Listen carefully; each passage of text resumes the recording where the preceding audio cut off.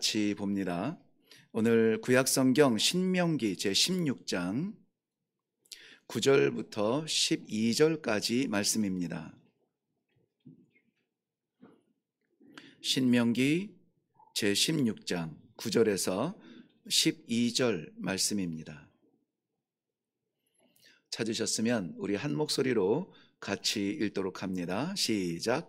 7 주를 셀지니 곡식의 낫을 대는 첫날부터 7 주를 세어 내 하나님 여호와 앞에 77절을 지키되 내 하나님 여호와께서 내게 복을 주신 대로 내 힘을 헤아려 자원하는 예물을 드리고 너와 내 자녀와 노비와 내 성중에 있는 레위인과 및 너희 중에 있는 객과 고아와 과부가 함께 내 하나님 여호와께서 자기의 이름을 두시려고 택하신 곳에서 내 하나님 여호와 앞에서 즐거워할지니라.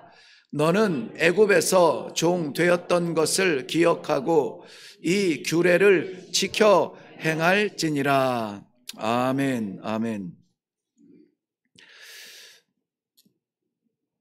많은 것이 풍요로운데 그리고 이전에 비교할 수 없는 그러한 속도가 우리를 만족해 하고, 아니 이제는 우리가 세상의 속도를 따라갈 수 없게 되었죠.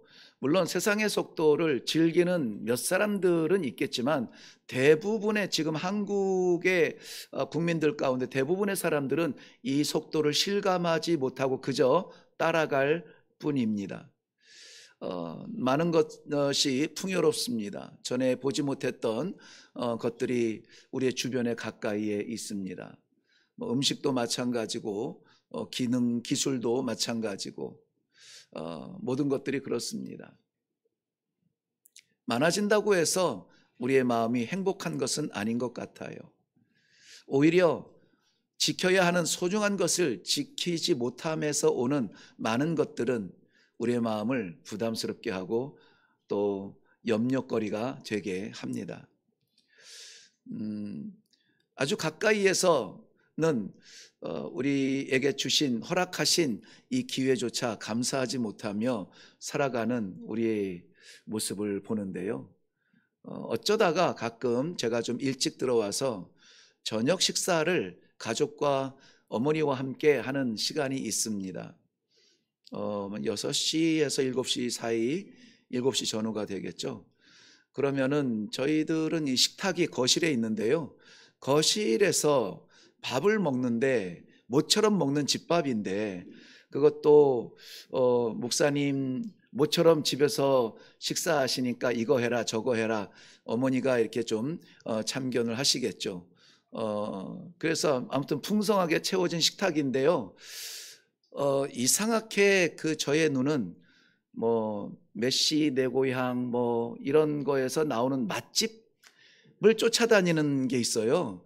그 리포터들이 전국에 흩어져 있는 맛집을 쫓아다니면서 막 풍성하게 차려지고 이 음식의 비법은 뭐고 가르쳐 줄 수 없고 막 이러는데 전국에 있는 맛집들이 다 나오는 거죠. 문제는 뭐냐면은 제가 아내가 지어주는 밥을 먹으면서 어머니가 준비하라고 명령한 반찬을 먹으면서 그 음식이 먹고 싶은 거예요. 그러면서 저거 봐 저거 어딘가 한번 알아봐. 지금 방송에서 나오는 거래 하면서 부탁도 하고 그렇습니다. 저도 웃겨요. 제 자신을 보면서 웃기는데 참으로 언제 내가 이렇게 됐지? 10명이 둘러앉았든 15명이 둘러앉았든 그 작은 두 손 모을 만한 이 볼 안에, 그릇 안에 땅 색깔인지 물 색깔인지 모를 그러한 국이랍시고 끓여놓는 거, 맑은 대낮에 보면은 죄송한 말씀입니다마는 이 조그마한 구더기들 굴러다니고 하는 그러한 마른 생선, 멸치 이런 것들을 넣어서 끓이고 그나마 사냥 음식이 끝나는 12월 되면은 1월, 2월, 3월 이 뜨거운 태양볕 핫시즌 그 뜨거운 태양볕 아래 사냥해서 잡아온 아이들이 잡아오면은 쥐고기고, 어른들이 잡아오면은 뭐 두더지가 됐든 토끼가 됐든 뭐 그런 것들을 이제 토막토막 넣어서 국물을 우려내는 그 음식, 요만한 볼에 담겨 있는 거, 그거 마시는 것도 아니고요, 퍼먹는 것도 안 되고요. 그냥 이 옥수수 죽을 손으로 주물주물해서 고기에다 콕콕 찍어서 먹는 거거든요. 이걸로 만족하며 감사하며 살았던 지난 20년의 세월은 뭐지? 야, 사람 참 간사하다. 하나님 살려주세요. 하나님 구해주세요. 하나님 좀 잡아주세요. 한 번만 좀 도와주세요. 한 번만 좀 역사해 주세요. 그렇게 간절하게 허덕이면서 갈급하여서 기도의 자리에서 눈물을 뽑았던 그 시절은 어디 간 거지? 우리의 풍요로움과 오늘은 무엇을 입을까? 오늘은 무엇을 먹을까? 오늘은 어디를 갈까? 어느 집 커피가 맛있고 어느 집이 맛집이던데, 그것을 세어보느라 하나님께서 내게 기대하시는 이 하루, 하나님께서 내게 맡기신 그 사명 생각지도 못하고 지나가지 않습니까? 저는 이 말씀을 묵상하면서 오늘 말씀의 제목이 기억하고 기념하라. 그러니 제가 이렇게 말하기 전에 제가 먼저 기억해야 되잖아요. 그러면서 지난 한 주간을 제 기억력이 시원찮으니까 멀리도 기억 못하고 지난 한 주간만 돌아다 보았습니다. 한 주간 동안에 그러니까는 얼핏 이렇게 장면들이 떠오르고 시간이 떠오르고 만남이 생각나고 나를 만났던 사람들의 얼굴이 있고, 아 그랬지, 그랬어, 맞아, 월요일에는 그랬고 화요일에는 그랬지 하는 일들을 생각하게 되는데요. 저의 삶의 자리에 저는 있는데, 그리고 만남이 있는데, 물론 저는 날마다 새벽마다 우리 성도들에게 도전을 주지 않습니까? 이 하루가 하나님의 날이 되게 하시고 하나님과 동행하게 하시고 무엇을 하든지 어디를 가든지 주와 주님이 왕 되시는 자리 되게 하옵소서. 날마다 새벽마다 그렇게 빠지지 않고 묵상을 하며 외치지 않아요? 그럼에도 불구하고 내가 돌아다 본 제 삶의 자리에 하나님이 안 계시는 부분들이 있었어요. 아, 그랬네. 나 혼자 즐겼네. 나 열심히 했네. 건강 찾아보자고 열심히 뛰었네. 맛있게 먹자고 이것저것 안 가리고 더 달라고 욕심을 부렸네. 그런 생각들을 하면서 제 짧은 기억에 짧은 일주일을 보면서도 하나님이 기억나지 않는 부분이 많았다는 것을 보면서, 이래서 오늘 우리가 맥주 감사 주일을 지켜야 하는구나. 이것은 종교력에 의해서 교회가 정한 거니까는 다음 주는 맥주 감사 주일이래, 헌금 따로 봉투 하나 준비하면 되겠지 하고 그렇게 올라와서 드려지는 그러한 예배가 아니라는 거예요. 잊어버린 거 없나요? 너무나 바빠서, 너무나 빨리 세상이 돌아가서, 너무나 다급해서 우리가 간절한 다른 것이 있어서 하나님의 함께 하셔야만 하는 그 자리를 잊어버리지는 않았나요? 우리가 하나님의 백성으로 이 시간에 예배드릴 수 있는 예배자가 된 것, 이것은 우리에게는 특권이고 우리들에게는 사명입니다. 특권은 우리가 뭐 하지 않아도 되는 거예요. 특권은 내가 노력해서 따는 것이 아니라 거저받는 거예요. 내가 성도가 됐습니다. 저는 이 성도라는 말을 너무 좋아해요. 가끔 목사님에도 아이고 저는 성도입니다 이렇게 대답을 해요. 목사이기 전에 성도고 장로이기 전에 성도고, 내 자리, 본질적인 자리는 성도의 자리. 왜냐하면은 하나님께서, 물론 목사도 하나님께서 정하시고 세우시죠. 내가 스스로 목사 된 사람들도 많이 있다고 하지만은 그럼에도 불구하고 그러지 않기를 위하여서 몸부림을 치죠. 여러분, 우리가 성도로 예배자로 있는 것은 우리가 뭘 잘해서 깨끗하게 살아서 내가 성경을 암송을 잘해서 찬송을 잘 불러서가 아니라 하나님께서 거저 주신 은혜요, 특권인 것입니다. 이 특권을 누리지 못하는 것은 바보예요. 성도라고 하는 우리 본질의 신분증이 있는데 이거 꺼내지 못하고 한 번도 비춰주지 못하고 그냥 성도인지 사람인지 그렇게 살아가는 삶이 얼마나 많은지 몰라요. 그런데 그 특권은 하나님이 우리에게 거저 주신 선물이라고 해도요, 성도로 살아가는 것은 우리의 책임이에요. 우리의 책임. 우리가 하나님 아버지 앞에 섰을 때에 부끄럽지 아니할 것은 하나님의 주신 특권과 우리의 책임이 맞아떨어져야 되거든요.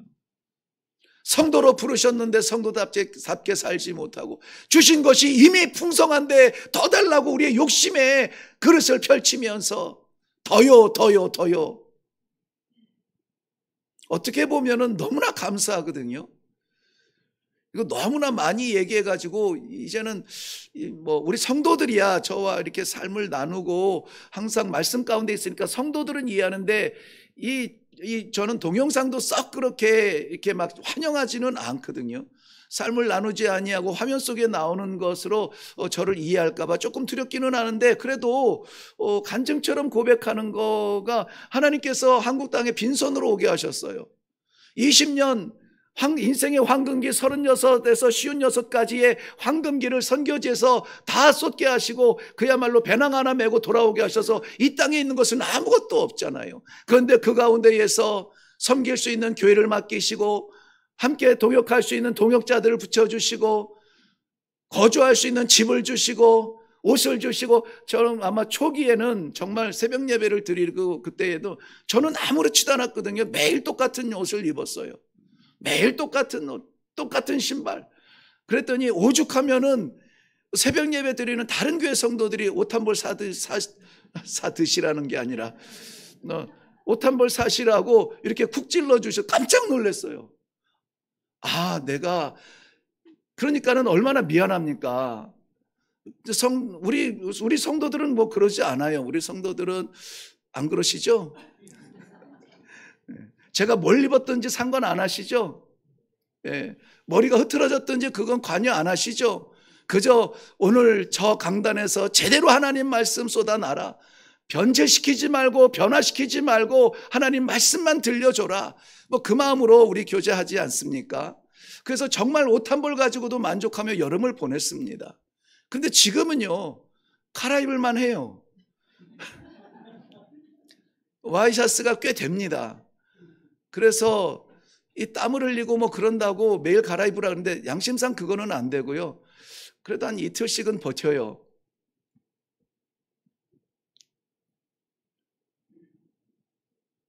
우리 아이들이 선교지로 아프리카에 가서 나무 위에다가 판자 깔아줬더니 나무 위에 집 줘줬다고 학교 끝나고 오면은 거기서 늘러붙어 살더라고요. 동네 아이들하고요.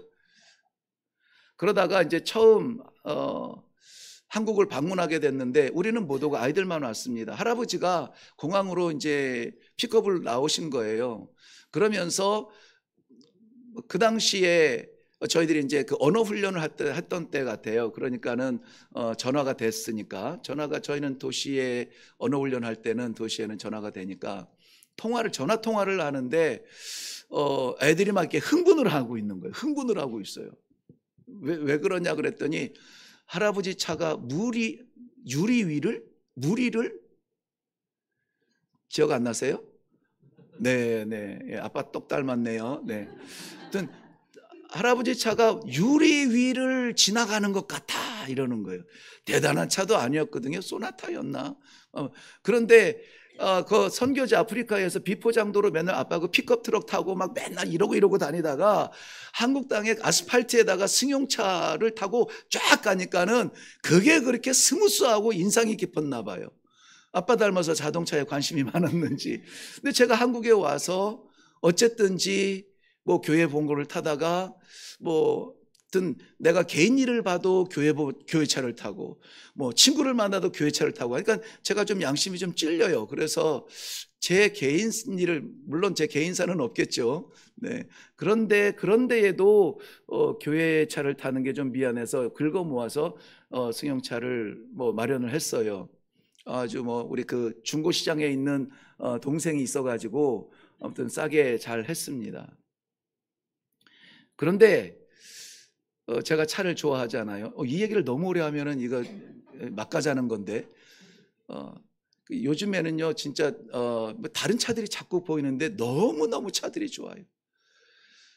학교를 가다 보면 이제 신호등에 딱 걸리는 데가 있는데, 그게 이제 이 마을을 빠져나가는데 신호등에 딱 서면은 막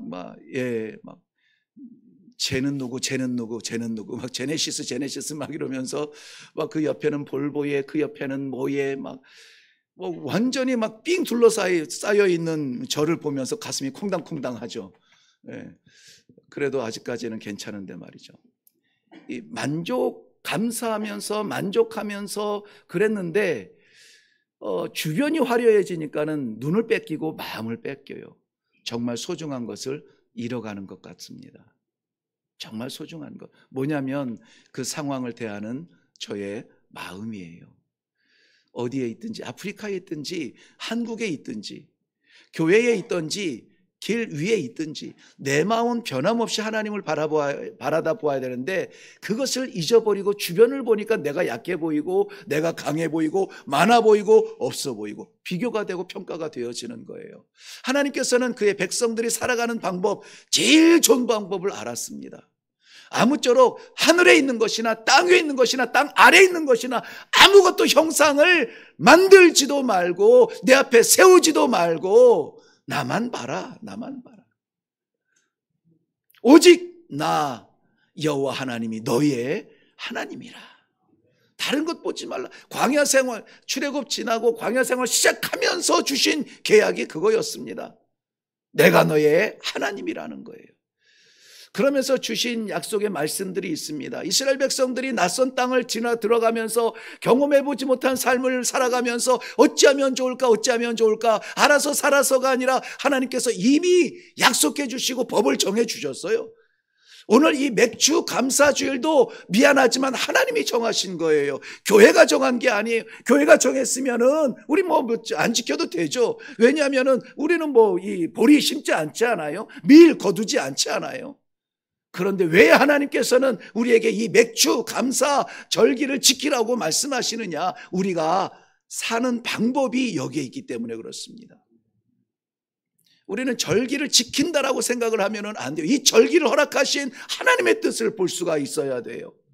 삶이 팍팍하고 염려가 되고 고민스러운 가운데 빠져 있거든. 앞이 막막하거든. 마치 이스라엘 백성들 익숙한 430년의 애굽 땅을 떠나서 낯선 광야의 사막의 바람을 바라볼 때에 어떻게 살지? 어떻게 하지? 큰일 났네, 죽겠네, 이렇게 발을 동동 구를 때에 어떻게 해야 되느냐?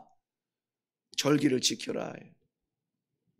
이스라엘 백성들에게 중요한 절기가 7가지 정도 있고요. 더 세세하게는 더 구별이 됩니다만은 그 중에 7가지 중에서는 예를 들면은 나팔절, 숫양의 뿔에 구멍을 뚫어서 부하고 이렇게 그 소리와 함께 시작되는 새해가 되게 하옵소서. 올해 열리는 모든 날들은 하나님이여 주의 음성을 사모하는 이 소리를 잊지 않게 하여 줘. 나팔절이라고 하는데요, 이것은 정월 초하루에 드려지는 그러한 절기예요. 뿐만이 아니라 이스라엘 백성들이 하만에게 죽을 뻔해 그냥 몇 명이 몰살당하는 것이 아니라 이 유대인이라고 하는 인종 자체가 멸종이 될 뻔했죠. 그런데 하나님께서 에스더와 모르드게를 통하여서 이 완전히 대역전을 일으켜 주셔서 하만을 그 죽음의 장대에 매달고 이스라엘 백성들이 구원받을 수 있었던 날을 기념하면서 불임절을 지키는 것, 지금도 그 절기를 성경에서 말하지 않은 절기지만 지금도 철저하게 지키는 절기 불임절이 있어요. 뿐만이 아니라 우리가 잘 아는 대로 다 나누지는 못합니다만은 오늘 우리의 기둥이 되는 것만 말씀을 나누면은 하나님께서 그의 백성들에게 말씀하신 것 3가지가 있어요. 모든 남자는 1년 3차례 반드시 여호와 앞에 서야 될지니, 여기서 말하는 남자를 아직도 성별로 구별하는 미련은 없겠죠. 여기서는 하나님의 백성을 말하는 거예요. 모든 백성은 1년 3차례 하나님 앞에 서야 할지니. 왜 그렇습니까? 하나님께서 주시는 말씀과 하나님 앞에 살아가야 되는 우리가 정신 잃어버리고 세상에 막 질주하던 그때를 다 놓고 하나님 앞에서 내가 성도였구나. 우리를 성도로 세우신 아버지의 뜻을 가르쳐 주시기 위함이에요. 첫째가 뭡니까? 유월절이죠. 유월절은 반드시 지켜야 되는 거예요. 유월절은 니산월 14일 날 지키는 것인데요. 이것은 다 설명 못 드립니다만은 어쨌든 애굽 그 죽음 같은 노예 생활 430년의 그 진흙탕에서 하나님이 건져주셨다는 거예요. 건져주셨다. 그래서 이 유월절은 구원의 날이라 이렇게 지켜요. 구원의 날 이스라엘 백성들이 한 거 뭐 있습니까? 아무것도 없어요. 하나님이 하나님 되심을 보여주시고 하나님의 기적을 보여주시고 하나님의 역사를 나타내시고 아이라 말 못하는 그러한 80 노구에 힘없는 그러한 모세를 불러서 민족의 지도자를 세우시고 누가요? 하나님이 하셨다고요. 죽음의 사자를 보내셔서 하나님을 믿지 못하는 그러한 사람들에게 심판하실 때에 아니요, 우리는 하나님을 믿습니다. 순종해서 피 발랐던 그러한 가정마다 장자를 살리시고 죽음의 사자가 넘어갔던 그 유월절. 사는 길이 어디에 있다고요? 피 바르는 데 있는 게 아니에요. 피를 발라서 산 게 아니고 물을 발라서 산 게 아니고 집안에 가득한 쟁여놓은 참기름을 갖다가 문짝에 찌끌어도 거기에 생명이 있는 것은 아니에요. 여호와께서 말씀하신 대로 순종할 때에 하나님 말씀에 순종하면 사는구나. 여러분 살고 싶으십니까?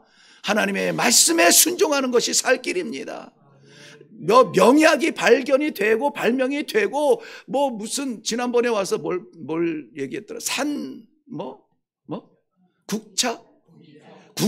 구기자가 아니라 십기자가 와도 그거를 보따리로 먹어도 그것 때문에 우리가 사는 건 아니에요. 하나님께서 내게 맡기신 사명의 끝자리까지는 우리는 죽지 않습니다. 하나님께서 우리에게 허락하신 사명의 마지막 자리가 있으면은 더 살려고 해도 살 수가 없어요. 살면은 누추해집니다. 가장 하나님께서 영광 받으실 그 사명의 마지막 자리에서 빛처럼 들어서실 때에 할렐루야 감사합니다 말할 수 있을 때에 하나님 앞에 서는 것이 얼마나 감사해요. 살기를 원하면은 말씀에 순종해야 돼요. 그게 유월절 구원의 날.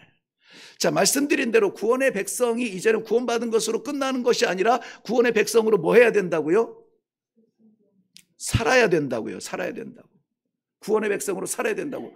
구원하신 것은 하나님의 축복이고 특권인데 우리에게는 특권인데 구원받은 성도로서 이제는 살아야 돼요. 근데 살아야 되는 그 삶이 어떤 길입니까? 광야길이에요. 광야길이라는 거예요. 그래서 하나님께서 이 광야길을 살아가는 이 이스라엘 백성들이 죽지 아니하고 살 수 있도록 명령하신 것이 무엇이냐? 맥추 감사절기예요. 맥추절은 광야에서 드릴 수 있는 게 순종할 수 있는 게 아니에요. 아시듯이 이 광야에서는 보리농사 지을 수가 없어요. 이 토질과 태양의 날씨 이런 것을 다 떠나서라도 하나님께서 언제든지 일어나서 가라면 가야 되는 게 광야의 삶이에요. 우리 성도들의 삶이 그래요. 그래서 이 절기는 언제 지키라고 주신 건 이게 지금 출애굽하고 나서 주신 말씀인데요. 광야에서 지키라는 것이 아니라요. 너희가 그 땅에 들어가면 어디요? 가나안 땅에 들어가면 지켜야 될 절기를 지금 말씀하시는 거예요. 그러니까는 제가 우리 장로님에게 장로님 좋아하시는 그 냉면 내가 이번 주 토요일 꼭 한번 대접하겠습니다. 이렇게 약속을 했어요. 안 믿으시는 눈치인데 허락하시면은 제가 기꺼이. 예를 들면 그렇다는 거죠. 그러면은 이 냉면을 나와 같이 먹을 수 있는 토요일까지의 삶이 있잖아요. 그때에 어떻게 합니까? 이번 주 토요일 날 목사님하고 냉면을 먹을 거야. 그러면은 침샘이 돋고 그러면은 괴롭습니까? 아니면 기대가 됩니까? 기대가 되죠. 그렇습니다. 모시고 가야 되겠네요. 네, 기대가 돼요. 그러니까 하나님께서 이 이스라엘 백성들에게 미리 지금 이 약속을 한 것도 너 그 사이에는 죽지 않아. 그 사이에는 너 망하지 않아. 가나안에서 이 절기를 지키기까지 내가 너를 붙잡을 거야 라고 하는 하나님의 약속의 말씀이에요. 그런데 우리가 광야를 살아가면서 이 물이 없어 큰일 났네 어떻게 하면 좋지 하고 이 동네는 물이 있을 동네가 아닌 거죠. 음식이 없어 난리 났네. 근데 거둘 수 있는 것이 아무것도 없는 거죠. 그러면 어떻게 됩니까? 두렵고 염려가 되고 답답하고 이거 큰일 났다고, 나뿐만이 아니라 우리 가족, 내 아이들 이거 어떻게 하면 좋지, 왜 여기까지 우리를 데려와서 굶게 하냐고. 우리가 그래도 이 애굽에서는 다른 건 가로 열고 노예됐던 생활 가로 닫고 먹고 살만 했다고요, 이렇게 얘기하는 거예요. 잊어버리는 거죠. 광야 같은 삶이 우리 앞에 펼쳐지고 우리가 지금 그 길을 걷고 있을지라도 언제 한번 평지를 걷습니까? 왜 내게는 항상 돌다리에, 이 돌산에, 돌계곡에 물도 없는 이곳을 이렇게 갈급하면서 가야 됩니까? 기도 아니면 죽을 것 같고 말씀 아니면 나갈 수 없는 이런 연약함 가운데 나를 살게 하십니까? 한 번만 좀 시원하게 밀어주시지 왜 이런 삶을 살게 합니까? 아버지 한번 긍휼히 여겨주세요라고 말할 수밖에 없는 이 광야 생활을 살고 있다고요. 그럼에도 불구하고 우리가 잊지 말아야 될 것이 있습니다. 기억하세요. 하나님을 바라봐야 삽니다. 하나님을 바라봐야 살아요. 6월절 지나고 나서 6월절과 무교절, 초실절은 같이 묶여 있습니다. 6월절 다음 날부터 무교절을 지내요. 무교절은 이 누룩 없는 빵, 딱딱한 빵, 그거를 일주일 동안 7일을 먹게 되는데요. 거칠죠. 맛도 없죠. 이렇게 좀 부드러운 음식을 먹고 싶지 않겠어요? 그 더운 날씨에 살면서요. 그런데 누룩이 없으면 그냥 부셔지고 딱딱하고 잇몸을 찌르고 막 그럴 거 아닙니까? 그런 빵을 일주일 동안 먹어요. 그들의 삶이 그랬다는 거예요. 애굽에서의 삶이 정말 저들이 애쓰고 땀 흘리고 노력했지만은 저들의 삶을 풍요롭게 못했어요. 그런 삶을 살아요. 우리도 그런 삶을 살아요. 아무리 애쓰고 수고해도 이것이 하나님 앞에 서는데 내게 어떤 도움이 되질 않아요. 장애가 될 수는 있습니다. 때로는 건강 때문에 건강 챙기느라 하나님과의 약속을 잊어버려요. 물질이 없으면, 마르면, 내 통장이 좀 얇아지면 죽을 것 같아서 어쩌면 좋지. 누구는 주식이 올랐다는데, 누구는 집값이 올랐다는데, 누구는 차를 바꿨다는데 두려워 떱니다. 최소한 이 정도는 가야 월급을 그대로 제대로 받을 수 있고, 이름 없는 그런 데에 가면 언제 잘릴지 모르는 불안한 삶을 사는데 이 가치관이 우리가 자꾸 흔들려요. 그런 것을 우리는 평가받지 않습니다. 하나님의 백성은 하나님을 볼 때 살아요. 그 마른 빵을 먹으면서 일주일을 보내고 나서요. 그리고 이 6월절 지나고 첫 안식일 다음 날을 초실절로 보내요. 안식일 날은 우리가 일을 하면은 안 되니까 안식일 다음 날 초실절로 보내는데요. 그 태양력하고 이 종교력, 이 유대인들 히브리 민족의 종교력은 다르니까 그 날짜가 조금씩 바뀔 수가 있겠죠. 어쨌든 6월절이 지나고 첫 안식일 지난 다음 날 초실절을 드리는데, 그때 초실절 첫 번째 열매를 하나님 앞에 드리는데 그거는 우리가 먹는 과실이 아니라 곡식이에요. 곡식 중에 이스라엘 백성들이 3월 이후에 4월부터 거둘 수 있는 것이 보리를 먼저 거두고 그 다음에 밀을 여름에 거두고요. 그 다음에 무화과를 거두고 그 다음에 포도 등 이렇게 나무에서 나는 과실들을 열매를 거두게 돼요. 그리고 그 모든 것을 다 거둔 다음에 더 이상 농사를 할 수 없는, 우리나라로 치면 겨울이 왔을 때, 겨울 직전에 저들이 모든 식구들이 다 나가서 드리는 것이 광야에서 드리는 초막절, 장막절이라고 하죠. 그때는 믿음 좋은 사람만 가는 게 아니고 우리 모든 자녀들 식구들이 다 나갑니다. 그래서 창고에 곡식도 많고 과실도 많고 집도 저렇게 훌륭하게 잘 보수했는데 왜 이 광야에 와서 이 텐트로 이렇게 일주일을 살아야 됩니까? 자녀들이 물어볼 때에 너희는 대답하기를. 이스라엘 백성들은 조상과 우리를 구별하지 않는다고 했죠. 시간대가 그렇게 구별된 시간이 아니라, 그래서 하나님께 우리 조상들을 하나님께서 만나로 먹이실 때에 이것을 과거로 말하지 않아요. 현재형으로 말한다고요. 그래서 지금도 우리의 삶 가운데 하늘에서 떨어지는 만나를 먹는 것은 아니지만 이 음식을 먹는 것은 하나님의 은혜다. 그러한 전승을 이어가는 것이 초막절이에요. 그래서 이 초막절은 하늘과 그 백성들이 하나가 되는 그러한 구원의 결과적인 자리이죠. 그 전에 이 초실절을 보내고 이 보리를 한꺼번에 다 추수하지 못하고요. 처음 곡식단을 잡고 낫으로 베어서, 오늘 본문에 나오죠. 낫으로 베어서 이것 하나님의 것입니다 라고 제단에 올려드린 것을 초실절 반드시 지켜야 되는 거예요. 왜냐하면 이것 없이 나머지를 하나님께 드린다는 것은 말이 안 되거든요. 그래서 이 초실절 처음 거둔 것만, 요것만, 예를 들면 11조만 하나님 것입니다. 10분의 1을 거두지도 않죠. 이 우리 교회 사이즈가 밭이라면은 그저 이 귀퉁이에 있는 요거 하나를 떼는 거예요. 그렇지만 그 마음은 뭐죠? 이 모든 것이 하나님의 은혜입니다. 네, 은혜입니다.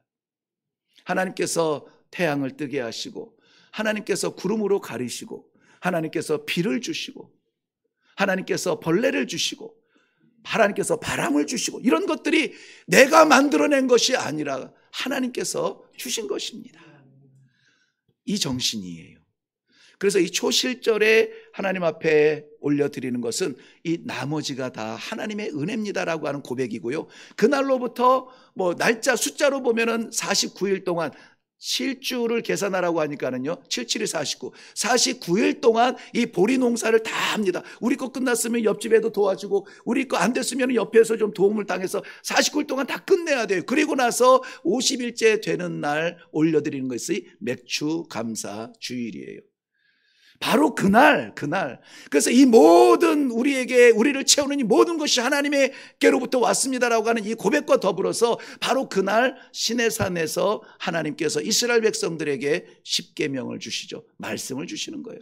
이 십계명으로 말미암아 이전의 삶을 돌아보는 것이 아니라 이후의 광야의 삶을 이렇게 살아야 된다. 하나님을 바라보고 사람을 사랑하며 살으라고 주신 것이 오순절.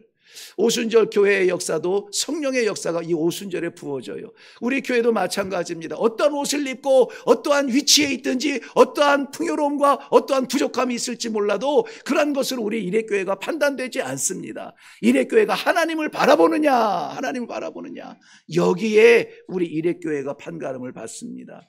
우리 성도들도 마찬가지죠. 내가 주여 주여 한다고 해서 하나님 앞에 덜컥 합격하는 것이 아니라 정말 내 삶 가운데 제가 일주일 동안 돌아다 보면서 두려웠던 그 순간마저도 하나님을 바라보며, 하나님 한 번만 살려주시면 주를 위해서 충성하겠습니다. 이전에는 내가 내 중심으로 살았고 게을렀고 건방지고 교만했고 하나님을 향한 꿈이 없었습니다.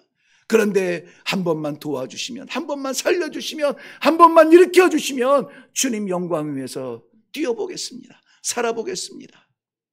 그렇게 해서 일어난 사람들도 많이 있어요. 살아난 사람도 있고요. 그 삶이 어떤지는 저는 잘 모르겠어요.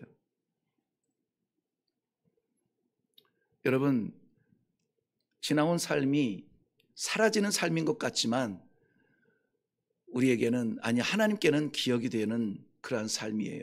제가 가끔 설명할 때에 사탄은 우리를 과거에서 부르고 하나님은 우리를 영광의 미래에서 부르신다. 그러므로 뒤돌아보지 말고 앞을 향해 달려나갑시다. 늘 이렇게 설명해요. 그런데 이 뒤를, 사탄은 우리를 뒤에서 부른다는 것은 우리의 약점과 연약한 과거를 들춰내는 거예요. 야, 네가 이런데 집사냐? 네가 이런데 교회에서 장로하고 있어? 이렇게 우리가 아무것도 아닌 존재, 맞아, 내가 그런 사람 하면 안 되겠지? 이렇게 우리를 좌절시키고 우리의 무릎을 꺾는 일에 사탄은 자꾸 뒤에서 불러요. 왜? 앞에서 부르는 것은 하나님인 걸 분명히 알고 있으니까요. 거기에 뒤돌아보지 말라는 거예요. 그런데 오늘 하나님께서 우리에게 기억하라고 하는 것은 하나님께서 우리에게 허락하신 그 모든 환경과 상황과 감사의 제목들을 기억하면서 감사할 수 있어야 된다는 거죠. 주신 것에 감사하시고 맡기신 것에 감사하시고, 하나를 주셨으면 하나에 감사하시고, 고장난 것 주셨으면 고장난 것에 감사하시고. 우리 그렇잖아요. 우리 자꾸 오늘 아프리카에 생각이 나는데 거기에 보면 가끔 나도 없는 시계를 차고 다니는 사람들이 많아요. 저는 가서 이제 시계를 풀러야만 했고요. 왜 풀렀는지는 우리 성도들이 다 아시는데요. 그래서 이 시계를 딱 차고 이렇게 막 이렇게 의시되잖아요. 그래서 몇 시냐고 물어보면 나한테 시간 물어보지 말라고 그래요. 10이면 9, 아니 100이면 95명은 다 그래요. 그냥 차고 있는 거지 얘가 가서 시간이 맞아서 차고 있는 것은 아니에요. 대체로 뭐 메디인 차 뭐 이렇게 거기 뭐 한 100원 뭐 200원 주면은 살 수 있는 그러한 시계 있잖아요. 옛날에 그 전자시계 이런 숫자 떼깍떼깍 가는 거 어쩌면 그렇게 정확하게 한 달도 안 가고 일주일만. 예. 그래도 어떻게 해요? 모양이 있으니까는 버리지는 않고 차고는 댕기는 거예요. 기능은 못 해요. 기능은 못합니다. 그래도 그거 찾다고요? 얼마나 의시되는지 몰라요. 네. 우리에게 허락하신 것은 세상에 줄 수 없는 것을 하나님이 주셨습니다. 너무나 무거운 것을 받으셨나요? 이길 힘이 우리에게 있지 않아요. 하나님께서 이기게 하십니다. 두려움의 계곡 가운데 던져졌나요? 우리 보고 헤쳐나오라고 해병대들 UDT들 막 훈련시키 던지는 게 아니에요. 하나님께서 나와 함께 그 자리에서 같이 구르고 같이 기어오르고 같이 일어나 마지막 영광의 자리에 설 수 있도록 우리를 승리케 하여 주시는 분이 우리 하나님이세요. 기억하시기 바랍니다. 내가 홀로 있었던 자리는 없어요. 우리 하나님께서 함께해 주셨던 것입니다. 오늘 이 유월절을 지키는 마음은 6월절은 생명을 주신 하나님께 영광을 돌린 자리라면은 맥추절은 이렇게 우리가 성장해서 자라나서 예배자로 설 수 있도록 그야말로 따뜻한 태양처럼 우리를 적셔주는 단비처럼 우리에게 날마다 주시는 하나님의 은혜를 기억하며 감사하는 것입니다. 그런데 이 맥추절을 지키려면은 하나님께서 기대하시는 게 하나가 있어요. 그 기대하는 게 뭐냐면은 우리가 물론 준비해도 잘할 수 있죠. 그런데 우리가 준비하는 10가지가 아니라 하나님이 기대하시는 거, 요거 하나면은 훨씬 더 힘이 있지 않을까 싶은데요. 하나님의 기대는 자원하는 마음으로 드리기를 원하세요. 물론 억지로 진 십자가, 구레네 사람 시몬의 억지로 진 십자가도 복음의 뿌리가 되고 복음의 확장하는데 열매가 되고 교회가 됩니다. 그럼에도 불구하고 하나님께서는 나를 사랑하는 자가 나를 따르려거든 나의 십자가를 지라고 말씀하고 있어요. 그 십자가는 우리 주님께서 맡기신 십자가는 끔찍해 보여도 가볍다고 말씀하세요. 그러므로 오늘 하나님께서 우리에게 맡기시는 사명의 자리가 있거든 여러분 억지로라도 짊어진다. 이 생각이 짓누르겠지만은 그런데 그보다는 자원하는 심정으로 드려지는 것이 좋아요. 오늘 10절 말씀에 보면은 내 하나님 여호와께서 내게 복을 주신 대로 내 힘을 헤아려 어떻게? 자원하는 마음으로 이 절기를 지키라. 저도 그렇게 말하고 싶은데요. 제 말보다 앞서서 성경에서 그렇게 기록을 했습니다. 자원하는 억지로가 아니에요. 강요도 아닙니다. 자기 형편, 내 상황을 어떻게 해요? 돌아보래요. 두 팔이 있습니까? 감사합니다. 두 다리가 있습니까? 연약하지만 감사합니다. 내가 100km를 하루에 걷기가 벅차지만 그래도 감사합니다. 뛸 수 없지만 걸을 수 있으니 감사합니다. 걷기 어렵지만은 그래도 앉아있지 않으니 감사합니다. 앉아있어도 아버지 내 몸을 버틸 수 있도록 유지하게 하고 기도하게 하시니 감사합니다.